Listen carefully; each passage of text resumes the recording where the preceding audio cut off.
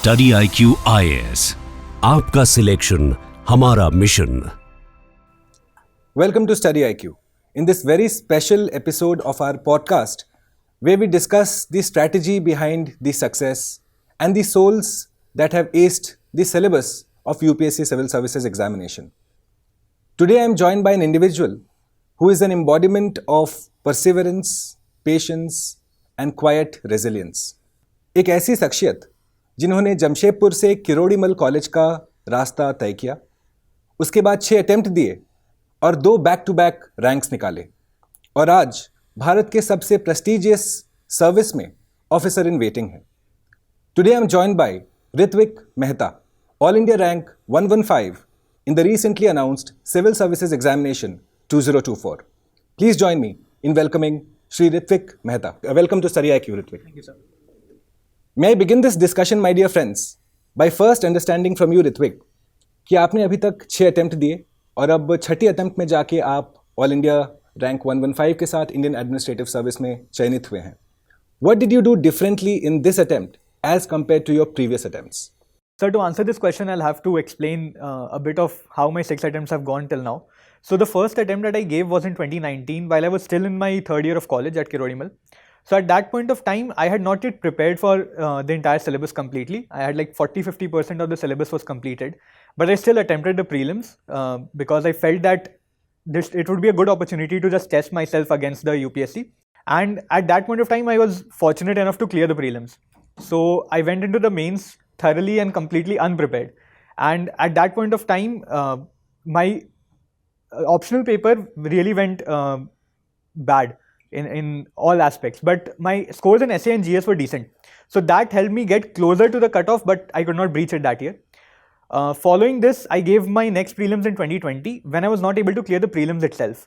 So these 2 attempts sort of taught me about the mistakes that I was making. One during the prelims process and secondly during the entire mains thing. I devoted the next 1 year preparing completely for covering the gaps in my syllabus, and I was able to do so by clearing the 21 prelims. I gave the mains that year. But the thing is, the mistake that I made was that I was only preparing. I was not applying any of the things that I was doing. So I did not do a lot of answer writing. I did not test myself against other people. And at that point of time, my 21 mains went really poorly. I got a score which was even lesser than what I had gotten in my first mains when I was not yet prepared. So that was when I would think the turning point for me came in this examination. I was helped a lot by my friends and my family. And they helped me chart a path on how I should move forward with this examination. So in 2022, it was the first attempt in which I gave my interview. So I was able to clear mains. That year, the main difference was that I started doing answer writing. I started being able to write at least 19 to 20 questions per paper without missing any of them. 23 and 24 were sort of similar attempts for me. And in both of those attempts, I was able to do what I planned to do in all of the attempts. I was able to write a lot of answers during the 3 months that we get between prelims and mains. And that I think is the main decisive factor in me making it into the list. So in 23, I prepared very thoroughly. I was able to cover mostly the entire syllabus as much as it is practicable within the confines of UPSC. And that same knowledge helped me in 24 as well. Apart from this, the difference was in my interview scores. So in the 2022 attempt, I had gotten very poor scores. I had gotten 160. But in the previous 2 attempts, I've gotten 205 and 206.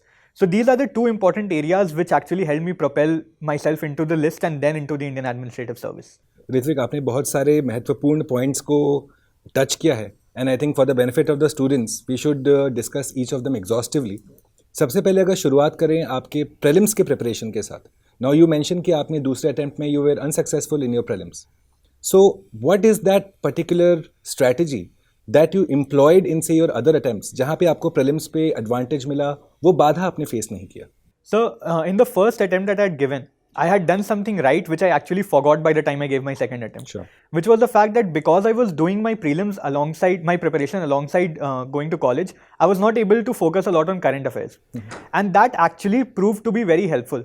Because what happens is that a lot of aspirants get lost in the process of trying to find the latest events, trying to cover everything current in order to qualify the exams. But I very staunchly believe that that is not the right approach for the prelims. The main thing is that as long as you are very thorough with the static portions of the syllabus, you have a better shot than anyone else in this examination. So in 2020, when I had given my second prelims, because I had got more time, it was a COVID year, the exam had also gotten postponed, I started focusing deviating more from the main books, from the NCERT and the static books, and moving towards trying to cover as much current affairs as I could. That actually led me to take my eye off the ball, and because of which I missed the prelims cutoff by 2 to 3 marks. And I could feel the difference because when I gave the examination, it was the simple questions which I should have answered that went wrong. Whereas I was able to answer a couple of current affairs questions here and there, but I lost more scores in the simpler questions, which one should attempt. So this was the time I decided that this mistake should not happen ever again. Right. In the next 3-4 mains prelims, every time my strategy has been to only devote 1.5 to 2 months for prelims, and my strategy is to solve 15,000 questions. Now, I do not care where those 15,000 questions come from. Some of it has to be previous year questions. But apart from that, it could be from online test series. It could be from a test series that I'm buying. It could be from the mock, different coaching institutes take their open tests. So I used to go there and I used to answer it in a very mechanical fashion. So on my laptop screen, I used to have both the questions and the answers opened on 2 tabs. And my mother used to be a very important support in the prelims process. So she used to ask a question, or we used to read the question together. I used to say the answer, and as long as that was right, I would not devote even a single more minute to it. My mom used to say whether it's right or wrong, and we used to move past it. Only a question in which I was wrong or in which I was doubting myself was when I used to check the answers. So based on this, I was able to cover, like on good days, I was able to cover up to 800 questions per day. So just exposure to a lot of different static portions of the syllabus helped me cover all the cracks that there were. And it used to make me very confident in my guessing ability. Essentially, when you write the prelims, when you give the paper, in those 2 hours, you're only going to know around 40 to 50 questions, which you can be sure about.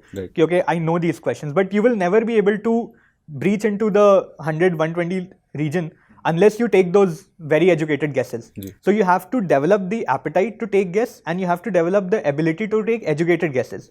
So this only happens when you've exposed yourself to a lot of questions. This has been my strategy. And over the years, especially once when I started giving the interview, I used to have lesser and lesser time to prepare for prelims, but I've never faltered after that because of this strategy. So my prelims strategy is very clear. It is focus on static and give as many questions as you can without caring about the quality of those questions, because ultimately it's going to be a test of whatever UPSC asks that day. Sure. In fact, when you say about this entire thing that you have to have the appetite for taking the risks, I think you and our students should also note about it that most of the students, Ritwik, and I'm sure you'll agree with this, कि वो एक गलती करते हैं कि वो सिर्फ पढ़ने पे फोकस करते हैं, ना कि उस पढ़ाई के एप्लीकेशन पे, जो आपने कहा कि आपने 15,000 सवालों का एक कंपेंडियम पूरा लगाया, जहाँ पे आप देख रहे थे कि जो सवाल सही है वो फाइन है, पर जो गलत हो रहा है उसको आप एनालाइज कर रहे हो. क्या analysis of your mistakes is a basic prerequisite for clearing prelims? Because again most of the students just stick to studying rather than actually going and solving the difficult questions and putting in the hard effort. Yeah, definitely. In fact, not just prelims. The entire UPSC journey is about analyzing what you're doing wrong. In fact, it is more difficult to analyze what you're doing right. You have to find out the common mistakes that you're making across everything when you're giving this exam, especially coming from someone who has given so many attempts. So it is difficult for me to point out what I was doing right. It is more easy for me to point out what I've consistently done wrong that I realize, okay, I have to improve on that. So when it comes to prelims, this is a very major problem. In fact, many people skip their attempts. A lot of my friends started skipping their attempts because they felt that I haven't prepared, I haven't covered this, I haven't covered that. Instead of going into the fact that the areas that they do not know are actually very few. It may be that you are not very certain about some aspects of polity, or your economy is weak. Generally, some areas are weak for some people. All you need to do is analyze where you're going wrong, give those questions, and if you, let us say you give any paper with like 100 questions of only economics in it, a thematic paper instead of a full-length paper, and you're getting a score, let us say 50 out of 200, whereas when you give a polity paper, you're getting 150, something like that. So you know that this is an area which is weak for me. You only go and study that. Instead of, what happens is, a lot of people I've seen, what they do is they start their preparation from scratch when the prelims rolls about. They're like, okay, I've forgotten everything. I have to restart with the first chapter of Lakshmikant itself. And that will waste a lot of time. You'll never be able to cover everything in time. And it will not give you the confidence that you need in answering prelims. Because confidence actually matters a lot in those 2 hours. Sure. You may know the answer, but if you're not confident, you'll leave it. And there you're missing 2 marks.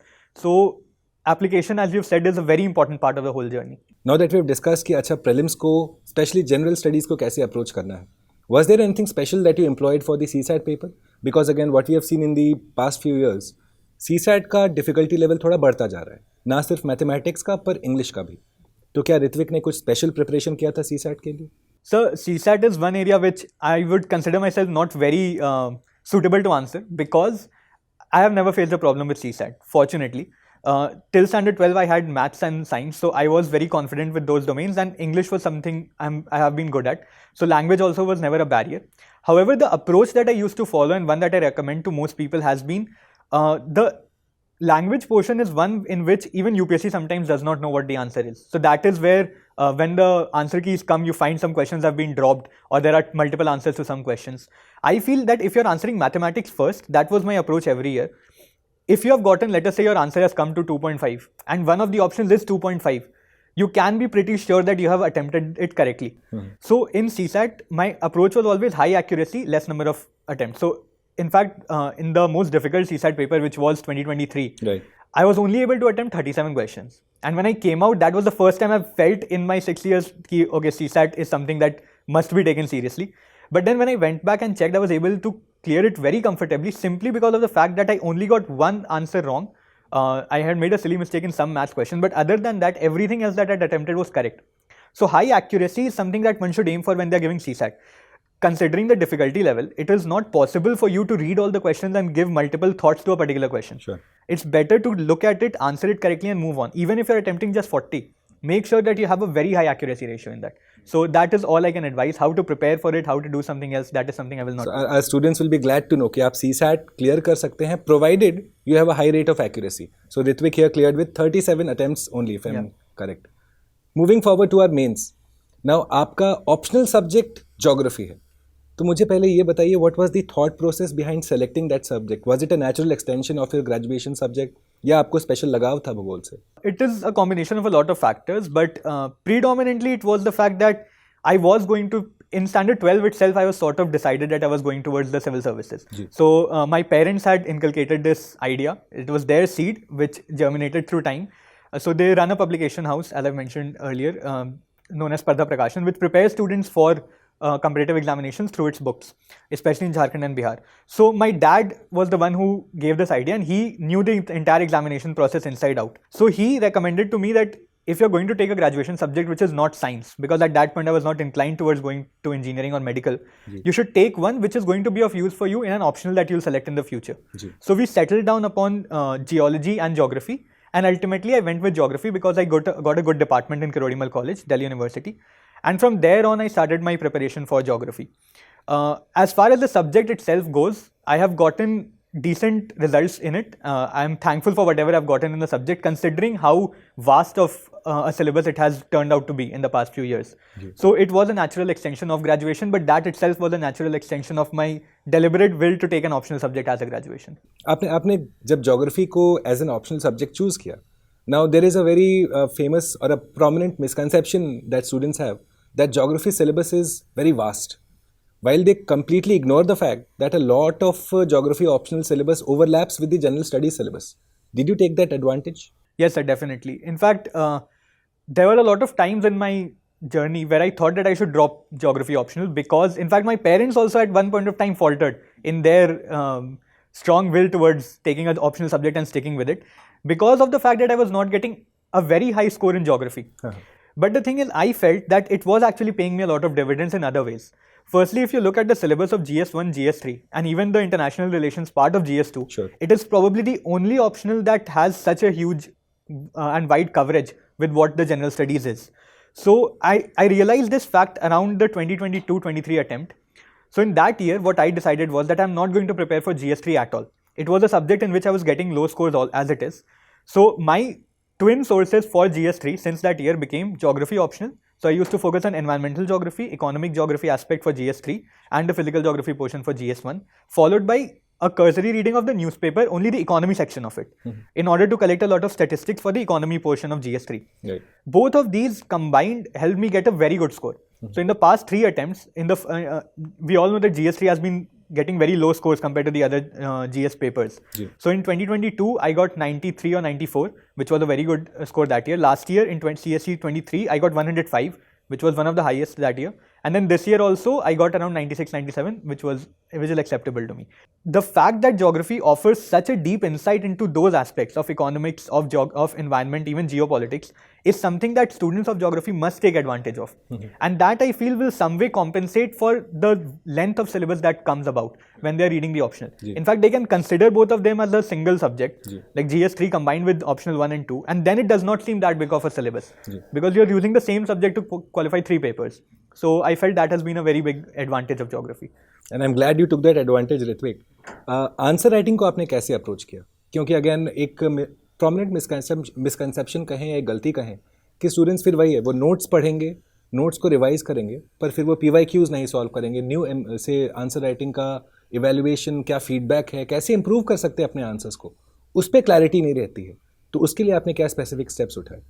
So, sir, when I realized that I'm not able to do well in mains because of this particular lacuna, that I'm not writing answers well, so that is when my entire strategy got a workaround. My dad especially played a major role. So what he did was he made a whole trend.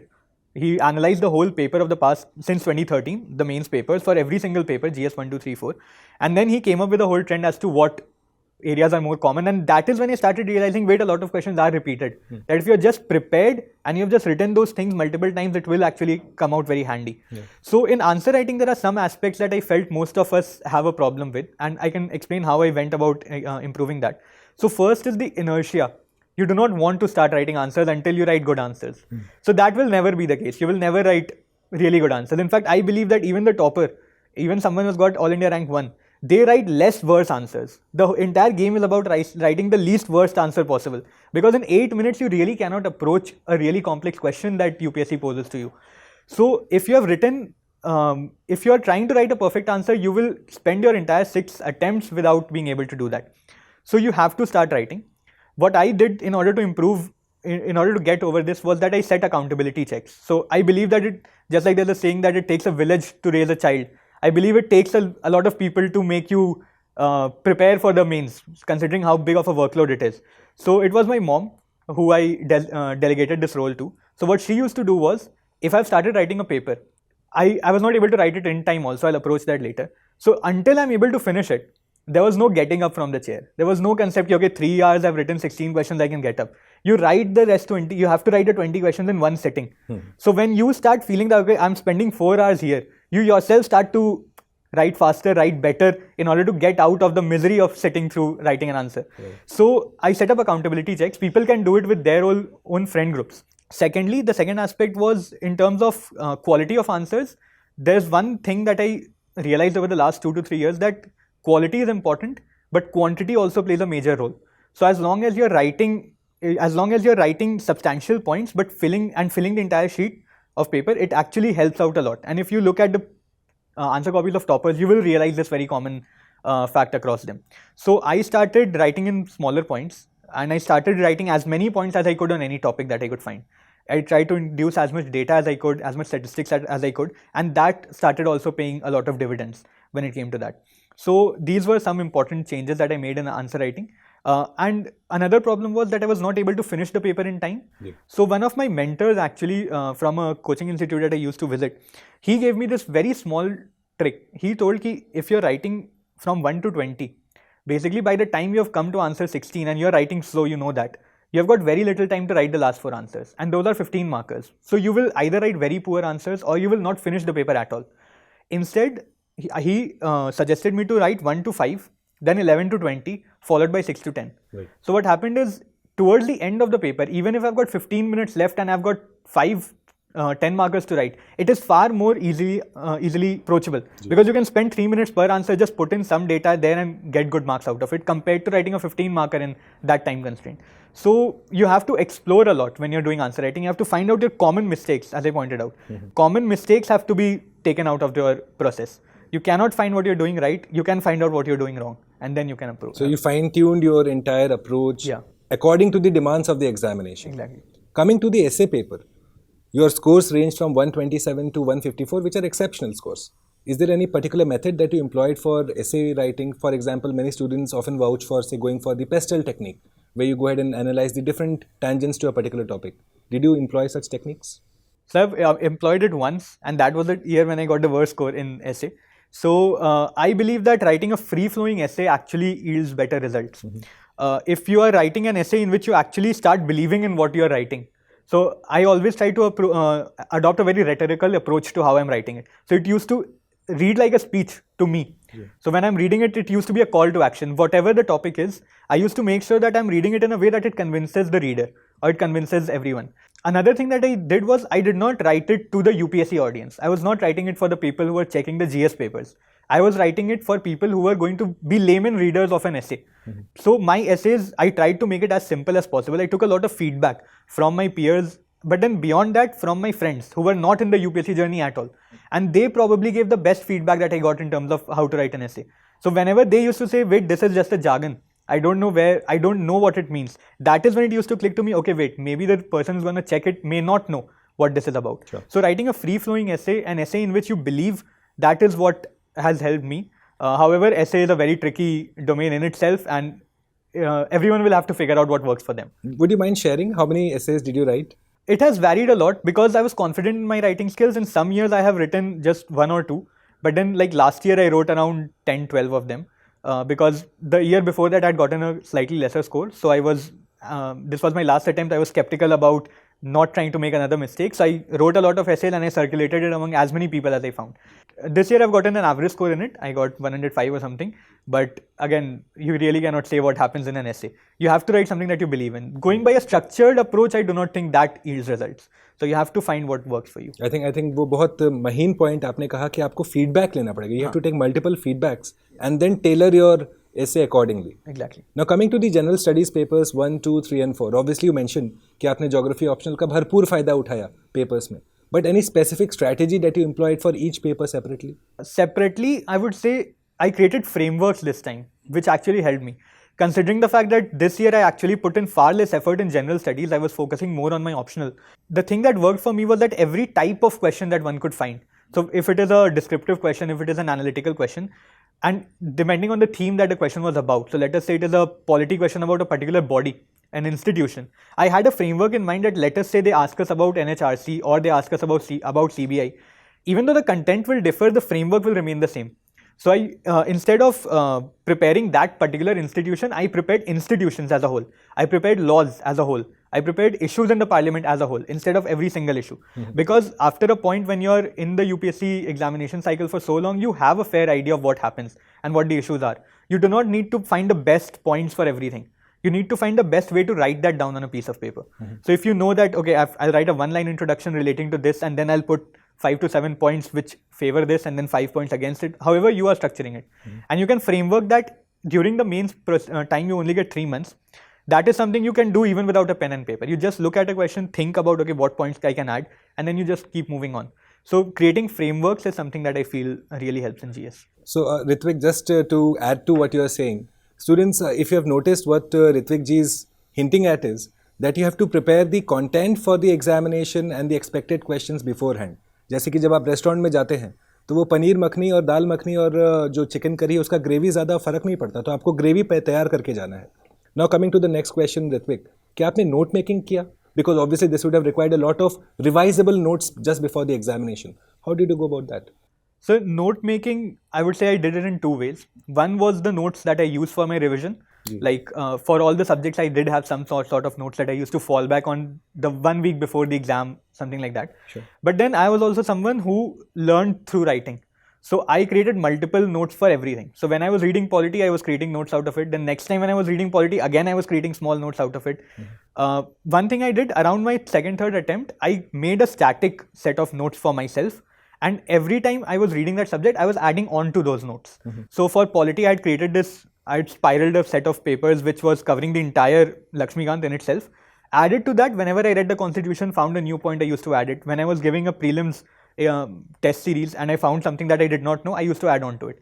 So I think this approach works best for revision. But then I also know people who are like me who like to study by writing. So for that, you can keep having multiple sets of notes that you do not really want to read. You're just writing. So I use both of those. So mixed balance of both. Both, yeah. And did you employ the same thing for newspaper reading also? So newspaper reading is something that frankly I did not do. I only read newspaper for 3 months, which was in my 23 mains in the year in which I got into IPS for the purpose of getting data and statistics for general studies. And it actually helped. I would say it helped. But I feel newspaper reading can be a bit overrated in terms of how you are doing it. If you're wasting the whole time just going through every single aspect of the newspaper, I feel it does not help. I created notes of the newspaper in soft copy. So I had divided it from GS1 to GS4 in a single Word document. And then whenever I used to find something important, which was usable in both prelims and mains, or which specifically for mains, I used to add only that. I was not relying on the newspaper for my prelims at all. Because I feel that you really cannot cover anything in that much depth, especially a newspaper. 365 days worth of newspaper, and it's not even 365. UPSC can go and ask something up to 2, 3, 4 years back. So I don't think it pays off a lot to consider it as a source for prelims. But yes, for mains, you can get a lot of good case studies in geography, you must know. We can get a lot of good case studies simply by reading 10 days of newspaper. You'll get one case study for every single topic. And if you just prepare that, you can deploy it very easily in the exam. So newspapers have a greater role according to me in the mains than in the overall process. Ritwik, in this course of the interview, you have often alluded to the role played by your father, your mother, your mentor. How important is a mentor in this preparation?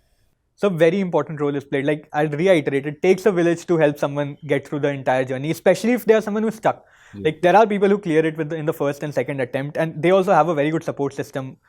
But firstly, the first thing is the support system. You have to have people who trust you and back you all the time in this examination, because doubt is something that keeps creeping in this process. Even if you know that you are good, you are able to do all of those things, you really do not know what gets rewarded, what does not get rewarded when your paper actually reaches the hands of an invigilator. And you cannot judge yourself on the basis of the marks that you're getting. So you need to have people who reward you for the effort that you're putting in. So that is the first thing that parents, family and mentors do, that they recognize your role in whatever you're doing. Secondly, they give you a direction as to what you have to do when you yourself do not know what you're doing wrong. So like I alluded to it earlier, my dad made the trends for the previous year questions, which is something that ideally I should have done. But I was not able to figure that out. He stepped in and he helped me with it. So, and secondly, you need to make sure that your mentors are people who have a good idea of the examination process.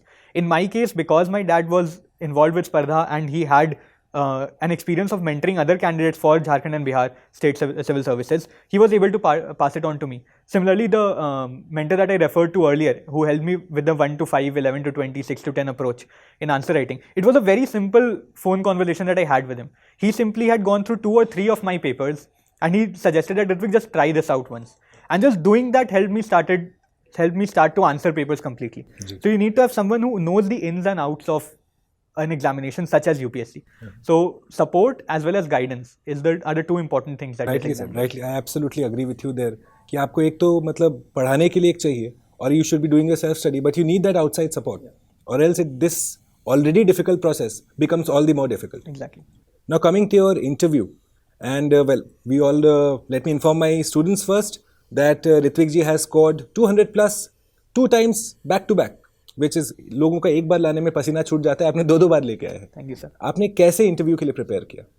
Everything will have a backstory when you're talking about UPSC. So the first interview that I gave, I got a very average score. In fact, a below average score. It was 160. That was the first interview that I'd ever given. So in the first interview, you also have a lot of expectation, and you almost feel that wait, you're in, because it is the first time you're going to the interview. Interview तक चले हैं तो हो ही जाएगा. So and I also had a lot of time to prepare for that interview, because the results had come out in December and my interview was scheduled in May. So I had like 5 months of doing nothing other than interviews. So I went through a lot of mocks. I prepared a lot of notes. I prepared a whole book on myself, on my DAF, based on what I had written and what other people suggested to me. And then I got 160 in that attempt. So that is when I realized that wait, I've put in the hard work, but I really do not need to stress out a lot about interview. So the last 2 interviews in which I've gotten good scores, my approach was simply to know myself as far as the DAF is concerned, and leave everything else up to the kind of conversation that you're going to have with the board. In my first interview, when the questions started getting like difficult, when I did not know the answer, it is possible that I let the nervousness reflect on my face. In the last 2 attempts, I was very happy to say no, I do not know that answer, let us move on to something else. And the board was more than happy to just move on and give me a chance to talk about something else. So in the previous interview that I had in 2023 attempt, that year I got 205, and the interview discussion largely revolved around my hobbies, something related to geography and to the civic administration in my city. Then this year again, I went there. I was already training as IPS officer and in NPA.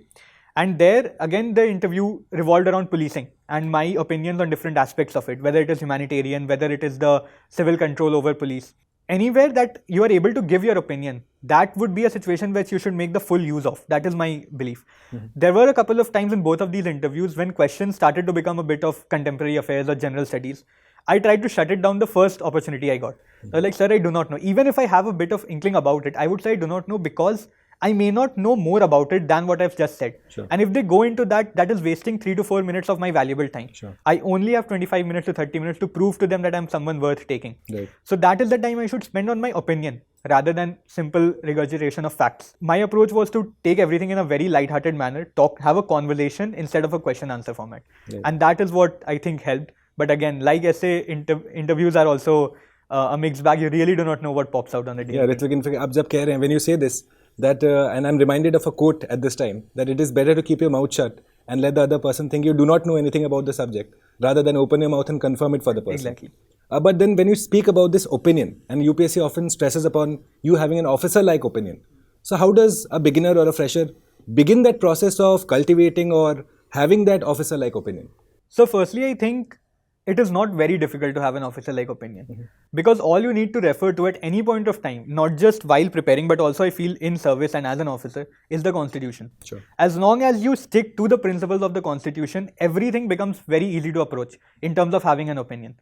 So this was also suggested to me in an interview program that the first line of thought should start with the Constitution, and then maybe you can talk about what the Supreme Court says and what the stalwarts say, or maybe some great personality in the past has said. But as long as you're being diplomatic about the way you're answering, by using the Constitution as your foundation, you will be able to deliver an opinion which is palatable to all.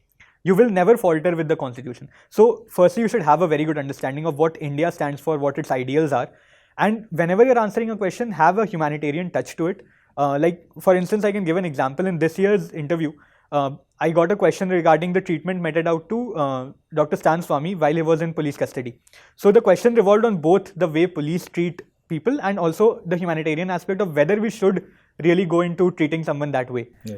Now you have to balance both the considerations here. One, that you live in a country where you value the human rights of everyone, with the fact that you also want to maintain the sovereignty and integrity of India.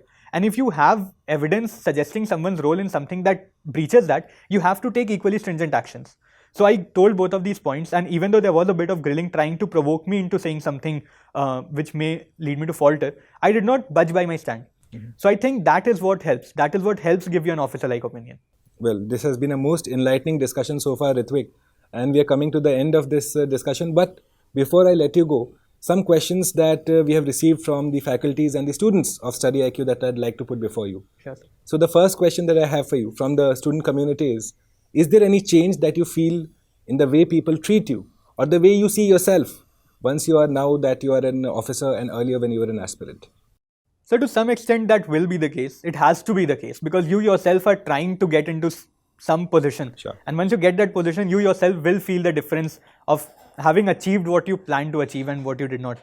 So in myself, yes, I do feel that there's a difference. And I think this, if I can touch upon this aspect, a lot of people who are in the journey often get demotivated because they are not able to grasp that bite of success.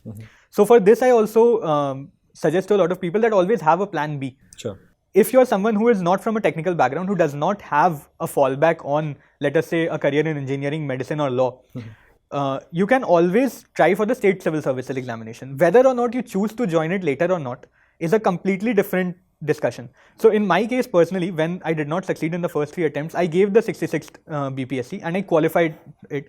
And all the resource I needed was my UPSC preparation with a bit of content, and it was good quality content provided by my parents through our books. Sure. So that helped me to clear the attempt very easily.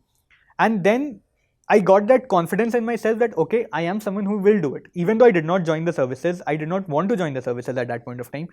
But it also helps you answer people who are questioning, because that will come. It is a part of living in a society, will come with questions and answers, and you have to reply to them. Having a backup option, having a plan B is always very good. and that will help you get that confidence. Ritwik, pardon me for interrupting you here, but the moot question here is, when should a candidate say go for the plan B? Should they go for the plan B with the first attempt itself? When the first time, for example, if they are unable to clear the prelims, should they think about plan B then, or it comes later in your preparation? So I think it would depend from person to person, but like this is something I tell the new people who are starting off on the UPSC journey for the first time. When they talk to me, I give them all the guidance that I can, and then I say that my guidance will end the day you give your first UPSC prelims, because then if whether you succeed or you fail. In fact, I say my guidance will end the day you face your first failure in UPSC, because then you will know what you have done wrong, and then you will start reevaluating everything. So let us say you are someone who has qualified prelims, mains in your first 2 attempts. If you're not yet feeling the heat of it, you do not need to go for plan B, because you have what it takes. If you're qualifying mains consistently, you are in the pool of people who will get into the services eventually. It may just be a matter of luck. But yes, if you're someone who is not able to qualify prelims, then maybe you should sit for a few exams. If not, for the purpose of joining them, it will just be an exposure to a different exam. Right. And it will be something on the lines of UPSC itself, like UPPCS, BPSC, all of these examinations are patterned on the lines of UPSC to some extent. So sitting them will just expose you to those. So it has to be your decision when you take it, but keep that in mind. Do not use not having a plan B as an option to get disheartened in the process of preparing for UPSC. Another question that I am sent by a student is, how does one deal with the lows of this process? Because again, it is well known that this entire process is like a sinusoidal curve. You're never going to go and at a straight line itself. So आपने कैसे deal किया उन lows के साथ? So firstly, you have to be prepared for the lows, because the whole journey takes a wild ride, and it takes a long ride. So even if, let us say, you are qualifying everything, you're qualifying your first prelims, you're qualifying your first mains, which is what happened to me, and then you fail at the first main. A lot of people would take it as a very good thing. Okay, first attempt mein ye mains like kya hai? There will be a time, if you have not absolutely done it in the first attempt, if you have not gotten into IAS, you will have that element of okay, wait, I could have done better, I could have done better. Yeah. So be prepared to deal with that, and be prepared to always analyze what you're doing. So as long as you're in the process of thinking about what your attempt has been, you will not think about the situation you're in. You'll be like, okay, this is what I did wrong, I can improve on that. You will not spend a lot of time thinking about, I am not able to do it. So there has to be a way in which you talk about it. Secondly, mental health support is very important in this examination. Whether it comes from your friends, whether it comes from your family, it has to be there in some way or the other, or maybe just a peer group that you have. So try to cultivate friendships and relationships with people who will support you in this journey. So that has, to me, it has been the only thing that has kept me very sane throughout the process. I have felt the lows of it. I have been, like, I remember when the first interview that I gave, when the results came, it was on 23rd May. Yeah. And the next prelims was scheduled 5 days later, 28th. And I was not prepared for prelims because I was pretty sure I'm going to get into the services. So when I did not find my name in the list, I was very disheartened. And for a day, in fact, when the mark sheet came, I got even more disheartened, because like, essay mein kam score kaise mil gaya? Ji. It was my parents, my friends, who then said ki, you just give this attempt. I remember one of my friends flew from Hyderabad. He works in corporate sector. He flew from Hyderabad saying ki, you just give your prelims, I'll come to meet you. It does not matter whether you're going on this UPSC journey further or not. Just give this prelims. When I was not even ready to give it, and that was the attempt I got into IPS. So you need to have a support system, and you need to be ready to deal with the lows of it. And even if it does not work out, you are getting very good exposure to a lot of things, and you have to be able to move on after a point of time. Well said, Ritwik. Before we let you go, do you have any particular message for the students of StudyIQ, or for any student for that matter who is preparing or beginning the process of this preparation for UPSC Civil Services? My advice, and something that I've tried to follow, is that you have to enjoy the process. The whole process is actually very rewarding in itself. I know that like not getting a job at the end of it would be a very big setback, not just from like a career point of view, from a family point of view, your whole planning does go awry. But if you are enjoying the process, you have a greater possibility and a greater chance of remaining sane throughout and qualifying it. Because when you go to the interview, when you sit in the personality test, you need to be someone who smiles a bit. Sure. And that actually puts across a better message. And if you're someone who has got depressed in the process of giving UPSC, it will actually not bode well for you. Sure. So try to enjoy the process, try to get the best you can get from it. And if you keep working hard, you will end up in that pool of people from which the people in the list come out. Sure, Ritwik. Students, as we have come to the end of this interview, now you might be aware कि हम हमेशा अपने toppers के साथ एक quick rapid fire round करते हैं. तो अब वो वक्त है कि मैं ऋत्विक के सामने कुछ special questions रखूँगा और Ritwik You will be trying to answer them as quickly as possible. Sure, sir. So the first rapid fire question that I have for you, since you are a geography optional student, which one did you enjoy more, geography or environment? The geography. Which one was more difficult, CSAT or reading comprehension or mathematics in CSAT? Reading comprehension. If you had to choose between the architectural beauty of NPA or Labasna, which one was better? NPA, sir. Why so? If you can just answer that for me, please. So the environment at NPA is absolutely amazing. The infrastructure also, because the training there is very different from what it happens in the other services. The sports facilities that you get, the kind of environment that you get there is very different from other services. So even though I'm moving on to Labasna, I will definitely miss NPA a lot. Well, that is so sweet of you to say that. We'll go forward. What about the choice of Ritwik between, say, essay paper and ethics paper? Which one did you enjoy more? Ethics. And finally, the last question that I have for you. Does Ritwik like Virat Kohli more or Rohit Sharma more? Rohit Sharma. Well, friends, there's a saying in English, a man of words and not of deeds is like a garden full of weeds. And when the weeds begin to grow, then doth the garden overflow. One person who does not satisfy this quote is Ritwik, sitting in front of me with All India rank 115. It has been an absolute pleasure speaking with you, Ritwik. Thank you for joining us here at StudyIQ. You may please, students, leave your feedback and your comments in the comment box below. And I will see you very soon with our next podcast with our next topper. This is Bhuvan signing off for StudyIQ. Thank you. StudyIQ IAS, आपका selection हमारा mission.